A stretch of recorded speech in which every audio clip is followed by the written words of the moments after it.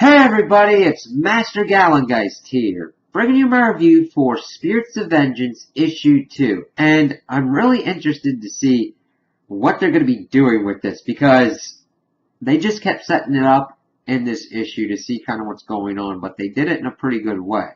So we start off, and our group, which now includes Blade, is in this Eduardo's bookshop, and Hellstrom's looking through some books, and he's like, alright, so what do we need to do? And the guy, Eduardo, is like, well, you and the half-breed can leave, but we need Johnny Blaze. And it's like, oh crap, because they all turn into demons and start going for everybody. But of course, Johnny transforms into the Ghost Rider and starts whooping ass. Now, Blade's helping out too, but he doesn't have that much of a role in this issue. I mean, he helps out during the fight. And he has some lines here or there, but I kind of want him brought a little bit more into it because our group is not yet finished. So, of course, they get out of the bookshop, and I gotta say, they did it. I didn't know if I was gonna like a kind of elongated, kind of stretchy, kind of looking Ghost Rider, but during these action scenes, he looked fucking badass, and I'm really looking forward to more action scenes with him, going full force Ghost Rider. So he was about to kill the Eduardo demon dude, but Hellstrom's like, no, we need him. So they interrogate him, and they find out that there's a bounty on Johnny the Silver. Razan is the one that kind of came and told them that it needed to be done by tomorrow. So, of course, they start delving into more what's going on. Hellstrom's like, well, the Covenant is happening, and he's talking about, how, of course, the rebellion against heaven, we had demons and angels, how this is the resulting bureaucracy. Every 1,000 years, heaven and hell have a kind of demilitarized zones, or kind of air grievances, swap prisoners, and everything, since it's kind of eternal war. Humanity's kind of like the battleground. And this demilitarized zone, you don't want anything to happen, but the thing is, you want mutually assured destruction. And they're like, unless you have a trump card to kind of end this war. And then they start bringing in the pieces of silver that Judas got as payment for betraying Jesus. So it's okay, that's kind of what I thought was going to be used, but it's alright, here's the confirmation. And while this is going on, we see Necrodamus talking with this dwarf guy in this volcano in Mexico. He's like, I can do this forbidden thing, but I need all the pieces to make this weapon complete. And it's okay, what's going on here? And as we're seeing this, we see that the one demon that Hellstrom was talking to in the club was being taken out by the Hound that is with Razan. Razan was going and taking out the seer guy that they had spoken with, because Necrodamus wanted anyone who was in contact with Johnny or knew of the silver to be killed. It's oh crap.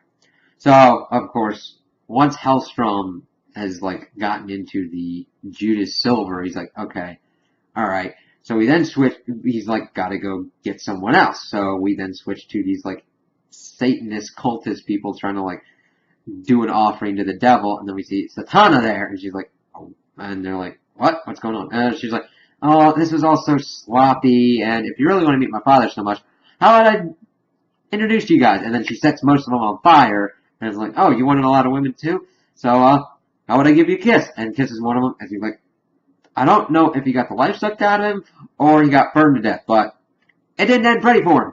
And of course, the co-ed that they were going to sacrifice, runs off shit. And then of course, Hellstrom shows up, and she's why are you bothering me doing my work? And it's well, this. And she's no way. And I was alright. So that's one of our other people that needs to be put in the group. And I kind of liked how they introduced her, just doing her own kind of thing, and granted, we had Blade doing his thing with hunting vampires and everything, but since he was in the group, it focused still more on Hellstrom and Johnny, so I hope they're able to integrate more of them, kind of contributing more to each kind of thing. You know what I mean? Because, yeah, Blade was there, but he was mainly there to get more information from Hellstrom, and Johnny kind of throwing in his odd stuff. 2 cents, but then of course that was the exposition that we kind of needed to understand where we're at the moment. So the issue ends, and we see these guys get out of this car. We see Necrodamus, and he's alright, let me kind of show you what I got. And he's got all these angels hanging from the ceiling, and it's this one bar shell, and he's You do what you will. The Cosmos will just spit me out again. It's got to maintain the balance. He's like, well, we'll see about that. And pulls out this like silver Tommy gun and guns them all down. And it's like, oh, we'll see if they can come back from that. And then, of course, the guys transform into demons and say, oh, you have our attention.